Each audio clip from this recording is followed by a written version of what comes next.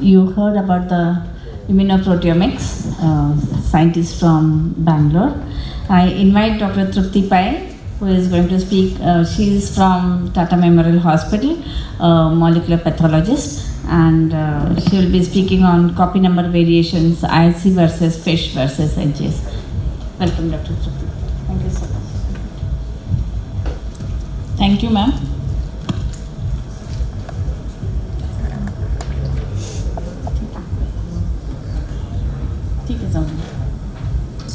So very good evening to all.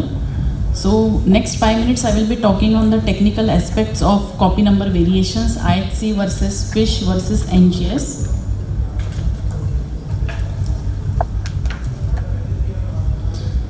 So what is a gene? Gene is an ordered sequence of nucleotide in a particular position in a particular chromosome and which encodes a protein. So why we need to know about this gene is that when we say copy number variations, what we are actually doing is we are evaluate how many copy number of genes are particular in a particular cell. So copy number variation is a type of structural alteration in the DNA, and where we are studying the variation in the number of copies of a gene. So what is the spectrum or the landscape of copy number variation? So the size of CNVs is defined from 50 base pair to several MBs. It can be localized to a small region, to a small genomic area, to large genomic alteration involving the gains or loss of an entire arm of chromosome. So it is divided as focal variants when it is less than 3 MB in size, or when it is like encompassing more than 25% loss or gain of a particular chromosome. So it can be either focal change limited in size, it can be duplication, deletion, or abnormal number of chromosome, that is aneuploidy. So all this comes under CNV. So in oncology, do this have any relevance? So yes, it has diagnostic, prognostic and predictive. In oligodendrogliomas, we study like deletion of 1p19q, so where it is a diagnostic. HER2/neu amplification in breast is a prognostic thing, and predictive we have MET amplification in lung cancer.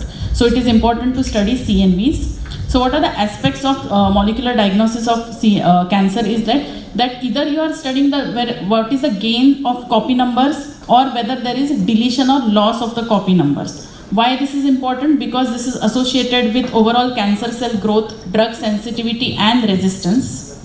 So recurring deletions, if we see, are particularly commonly seen in the tumor suppressor genes, and if you come to oncogenes, it is mostly the copy number gains or the amplifications. So we now know we need to know about copy number variation, and it has certain implications. So which is the methodology and which are the different platforms which we need to know.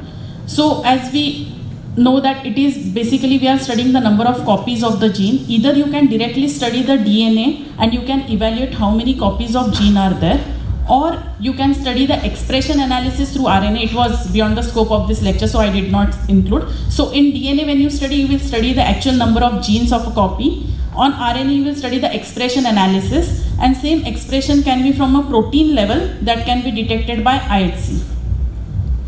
So what is actually a FISH? For any genomic alterations, when it is copy number variation or it is a fusion, FISH is considered a gold standard. So what is FISH? It is a fluorescent in situ hybridization, where actually within the tumor cell, a fluorescent labeled probe hybridized to the region of interest, and we will calculate the number of signals. So it is considered as the gold standard. It is a very sensitive technique, and when it comes to lung, we are always worried about the tissue, what is the quantity. So no matter how scanty the tissue is, as less as 20 to 30 cells also we can evaluate it accurately for copy number variations. But what is like the limitation is like it needs a technical expertise, analytical expertise, because any slide you put under the FISH microscope, you will count the cell, but you should know exactly that you are counting the tumor cells or which cells you are counting. Otherwise there will be an erroneous interpretation. It is an expensive setup, and it is like a single gene testing, so it is a very low throughput. So when you compare with the NGS, you are evaluating like single section, just a single gene and a single alteration. So that is a low throughput. So here we can see like this is the pink is a H&E slide, and why I'm showing you this, when you look at the FISH, this is how you will see like just blue cells. So you should know what is the pattern of tumor so that you go on high power and just focus on the tumor cells. This is just to avoid negative interpretation. So how do you detect? So because this is lung cancer, I am taking an example of MET gene amplification. So MET gene is located on chromosome 7. So to study the MET gene amplification, you will take the denominator as the centromere enumeration probe of chromosome 7. So whatever it is, so everything, there will be a dual fluorescent colored probe, one labeling the centromeric region and other the target, which is the MET gene. And see, this is how you will see the fish images. There will be, for a particular cell, there will be 2 centromere CEP7 signals and 2 for the MET gene. And whenever there is amplification, you will see the centromere enumeration are 7, but there are more red. That is how an amplified cell will look like. So there will be a different spectrum of cases when you look at the fish slides. So for example, if there are 4 copies of chromosome, you will see this multiple red and green. If there is deletion of chromosome, you will see less number of signals. So you will see varied number of signals. The point is that not just the ratio is important, but you have to also see what is the average gene copies. So predictive implications, we know like fish is the standard method for MET amplification. It remains an optical biomarker for suitable candidates for MET TKI. It also suggests that if the patient is already on EGFR TKI, the mechanism of resistance to EGFR TKI.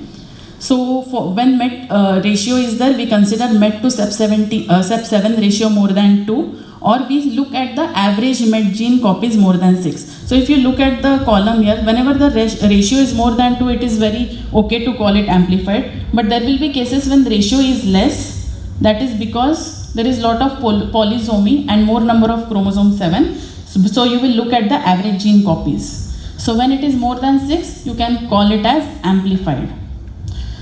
IHC. So IHC is always very easy to do. It just need one section and it is less expensive. It is very, it is less costly, and it is very important as a good screening technology, just that it has a sensitivity and specificity issue and you have to validate it. And pre-analytical effects, like if the fixation is poor, the tissue is autolyzed, you will have a false negative staining. So you should be aware of this.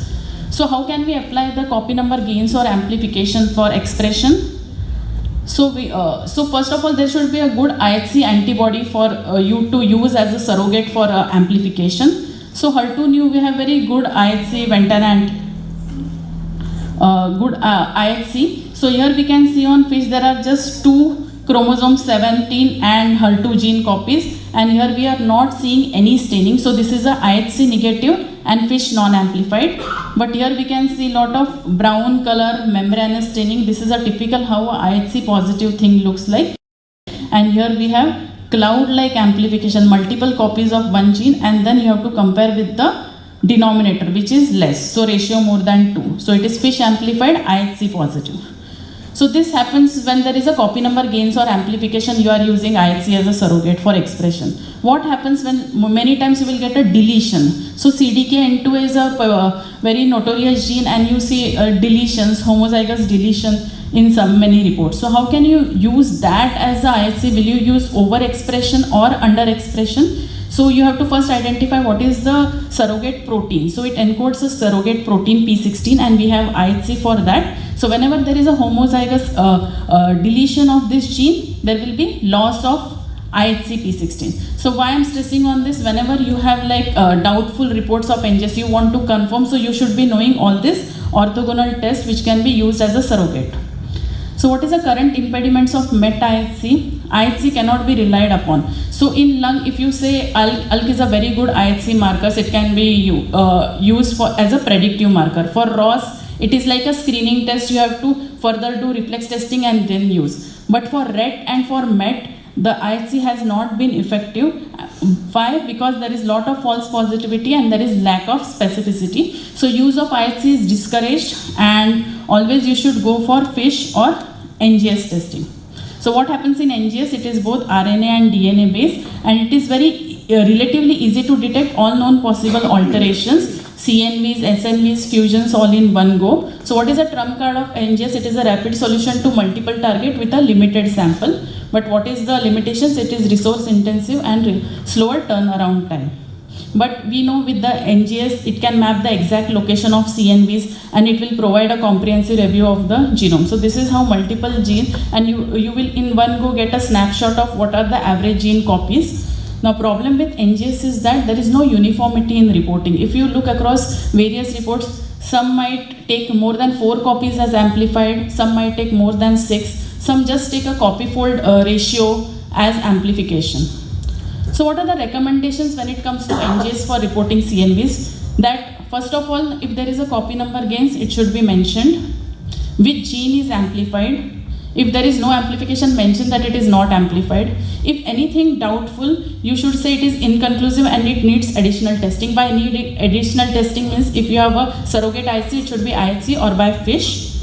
A quantitative information about total read counts and assay coverage should be there. And there should be adequate mention of what is the criteria which is used. Because sometimes it is like a 20-30 page report and you have to hunt. And why this is important? Because if you just take an example of MET, ratio more than 2 is not enough. Some have showed that if there is a very high level of MET amplification, only then it is effective in treatment. So whenever you have to take a call from the treatment point of view, all these criteria are important and not just the mention of amplification. And of course the tumor content. But at this moment, best practices for CNVs are yet to be determined. So till then, what can be recommended is that you can use at least a known positive negative control with a confirmed CNV by FISH in each of your run, and control sample should be analyzed on regular basis. And whenever in doubt, you should mention that in the report and ask for another method. So to conclude, NGS will be the most practical in today's scenario because you will get in a single sample all alterations in one go. It can be a good screening for CNV. FISH, though low throughput, but it is gold standard and it is considered the gold standard. So whatever will be the result, and also because scanty tissue are directly looking into the tumor, so it is one of the best. And FISH and IHC will be good for orthogonal testing, and you should know that which markers you can rely on IHC, and not every marker will be good for IHC. With this, I would like to end my talk. Thank you. Thank you all.